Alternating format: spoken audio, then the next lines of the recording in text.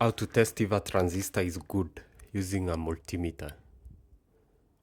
Identify the pin layout using the part number of the transistor from any online repository. This is an NPN transistor. Pin 1 is the base, pin 2 is the collector, and pin 3 is the emitter. For an NPN transistor, you can think of it as having two diodes. One with the anode on the base and the cathode on the collector, and the other one with an anode on the base and the cathode on the emitter. So the current is flowing in from the base. For a PNP transistor, we have the current flowing out from the base. So you'll have the cathode on the base and the anode on the emitter and the anode on the collector. Switch your multimeter to diode mode. Now the current from your multimeter flows from the positive to the negative.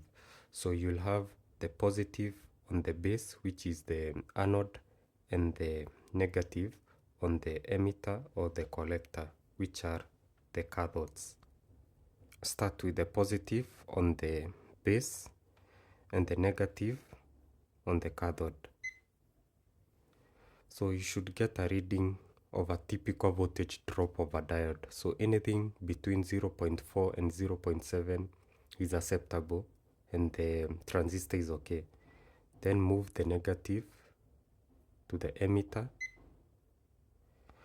It also reads the same value. So this is a good transistor. If you get a 0, that's a short circuit and it's not good.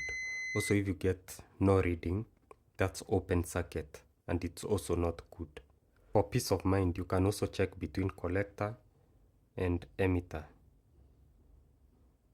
and you should not get a reading.